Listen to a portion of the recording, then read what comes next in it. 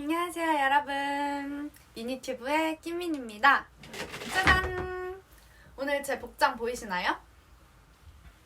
제가 방금 면접을 보고 왔는데요. 면접 보고 온 이야기 따끈따끈하게 여러분들한테 들려드리면 좋을 것 같아서 집에 오자마자 옷도 갈아입지 않고 카메라를 켰습니다. 제가 오늘 면접 보고 온 곳은 서울대학교 어린이병원 꿈틀꽃씨라는 곳인데요. 그래서 제가 합격한 자소서 어떻게 작성했는지 간단하게 말씀드리고, 면접장 분위기는 어땠는지, 그리고 면접 질문엔 어떤 것들이 나왔는지에 대해서 이야기해드릴 거예요. 우선 꿈틀꽃씨라는 곳이 어떤 곳인지 말씀드릴게요. 꿈틀꽃씨는 소아 완화 의료를 제공하는 곳인데요. 난치 질환을 가진 아이랑 그 보호자를 위해서 다양한 프로그램들을 진행하고 있습니다. 그러면은 자소서 먼저 제가 어떻게 썼는지 볼게요. 제가 자소서에 작성했던 구체적인 예시들을 말씀드릴 수는 없지만 어떤 흐름으로 작성했는지 정도만 짚고 넘어가도록 하겠습니다. 첫 번째로는 서울대학교 병원에 지원한 동기와 입사 후에 실천하고자 하는 목표에 대한 질문이었는데요. 저는 먼저 제가 어떤 사회복지사가 될 건지를 작성을 했고, 그리고 그런 목표를 추구하게 된 계기를 작성했습니다.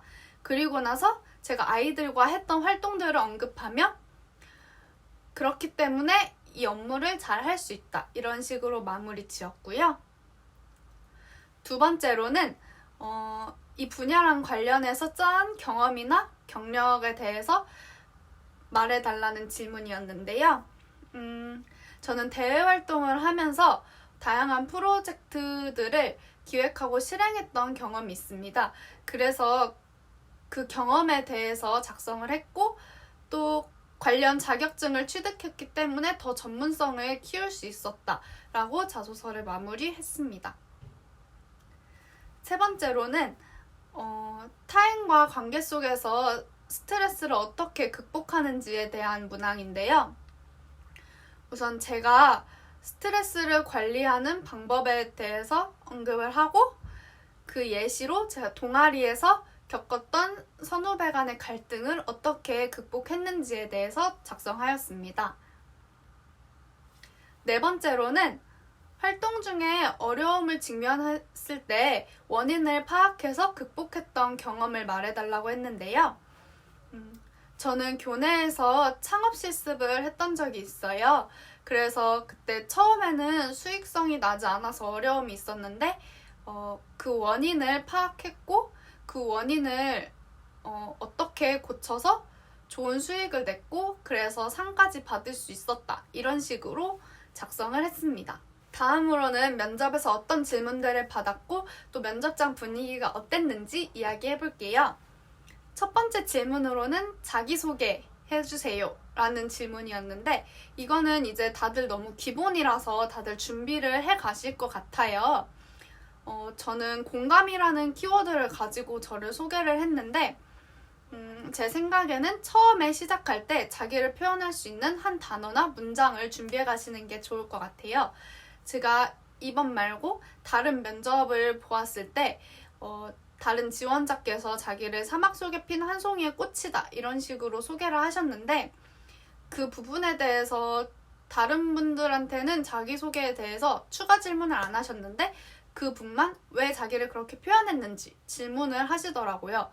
그렇게 질문을 한 번 더 받게 되면은 자기 역량을 한 번 더 어필할 수 있기 때문에 좋은 기회가 될 거라고 생각했습니다. 두 번째로는 꿈틀꽃씨랑 현대차 정몽구 재단에서 하는 일을 알아본 게 있느냐, 그리고 거기에 내가 어떻게 기여할 수 있겠느냐라는 질문을 하셨고, 저는 어디에서 정보를 얻었고 그 중에서 어떤 게 가장 눈에 들어왔다, 이렇게 대답을 했습니다.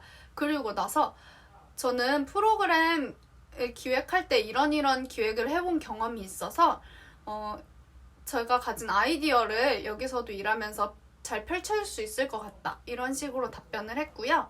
세 번째로는 5년 그리고 10년 뒤 나의 모습에 대해서 설명해보라는 질문이었는데요. 저는 간단하게 그냥 대학원에 진학해서 어떤 학문을 더 배우고 싶고 그리고 실천 현장에서 경험도 많이 쌓아서 나중에는 어떤 세상을 만드는 그런 사람이 되고 싶다라는 의견을 냈습니다.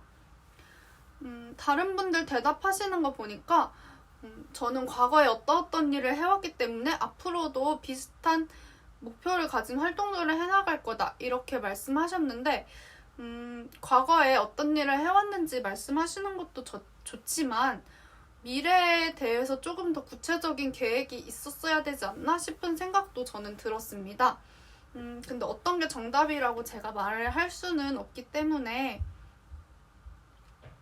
여러분들이 각자 잘 준비를 해가시면 좋을 것 같아요. 이 질문은 면접에서 제가 3번 면접 봤는데 3번 다 받은 질문인 것 같거든요. 그리고 네 번째로는 환자랑 보호자를 대할 때 어떤 게 가장 중요하다고 생각하는지, 그리고 서울대학교 병원이 업무량이 많은데 그거를 어떻게 해결을 잘 할 수 있을지에 대해서 질문해 주셨어요. 이 질문은 솔직히 너무 뻔한 대답이 다들 준비가 되어 있어서 4명이서 면접을 들어갔는데 4명 다 공감이라는 키워드를 말을 했습니다. 저도 공감이 제일 중요하다고 생각해서 그 자리에서 새로운 답변을 생각해내기보다는 그 공감에 대해서 이야기하고 좀 더 추가적인 이야기를 하고 싶어서 환자랑 보호자를 대할 때뿐만이 아니라 제가 모든 사람을 대할 때 어떤 마음가짐을 하고 대하는지까지 얘기를 했습니다. 그리고 업무량이 많은데 어떻게 처리할 것인가 이런 부분들에 대해서는 저는 제가 욕심이 많아서 평소에도 일을 많이 하는 거를 좋아한다 이런 식으로 대답을 했는데 이게 좋은 대답이었는지는 모르겠어요. 그래서 일이 많을 때는 체크리스트를 만들어서 하나씩 지워가면서 하는 것에 좀 성취감이 있다라는 답변을 했습니다. 다른 분들도 다 비슷하게 말씀하셨던 것 같고 어떤 분께서는 자기는 추가적으로 근무하는 것에 대해서도 열정이 있기 때문에 충분히 할 수 있다 이런 식으로 답변을 하셨는데 면접관님께서 일이 많다는 게 꼭 오버타임 근무를 해야 된다는 뜻은 아니었다 이런 식으로 말씀을 하시더라고요. 그래서 그런 부분만 조금 주의하시면 될 것 같아요. 마지막으로는 지금 코로나19 때문에 대면 활동이 많이 못하고 있는데 코로나19에서 비대면으로 활동할 수 있는 방안이 있느냐 이런 것들을 물어보셨는데 이것도 마찬가지로 다들 비슷한 답변을 했어요. 그냥 줌이나 이런 온라인 채널을 이용해서 활동을 하는 게 좋겠다 이런 식으로 마무리가 되었고 한 가지 제가 의문이었던 것은 많은 분들이 답변할 때 그 선물을 아이들한테 병실로 전달을 해줘서 아이들이 그냥 병실에서 놀이 활동을 할 수 있는 교구들을 사주자 이렇게 하셨는데 그게 이미 서울대학교 병원에서 하고 있는 일이거든요. 그래서 저는 답변을 할 때 저는 이렇게 깜짝 선물 주는 것도 좋은 방안이라고 생각하는데 이미 서울대학교 병원에서 진행을 하고 있는 사업이기 때문에 특별히 괜찮은 아이디어인지는 잘 모르겠다라고 답변을 했고 그러면서 이제 온라인 부분에 관해서도 이야기를 조금 했습니다. 면접 질문은 이 정도로 받았고요. 생각보다 면접 시간이 좀 짧았어요. 제가 가기 전에 서울대학교 병원은 면접 시간을 딱딱딱 지켜서 보기 때문에 시간을 꼭 엄수해야 된다 이런 영상을 봤었는데 제가 오늘 보고 왔을 때는 조금씩 딜레이가 있기는 했습니다. 그리고 큰 병원이어서 그런지 지원자분들이 다들 스펙도 좋으시고 말도 되게 잘하시더라고요. 제가 다른 병원에서는 스펙 좋은 지원자는 많았지만 말을 조리 있게 하는 지원자는 적었거든요. 저도 가서 긴장돼서 좀 막 버벅거리고 그러기도 하는데 여기 서울대학교 병원 면접장에서는 정말 정말 스펙이 다들 좋고 말을 조리 있게 잘하시더라고요. 그래서 그걸 보고 정말 좀 클래스가 다르다? 이런 느낌을 조금 받았습니다.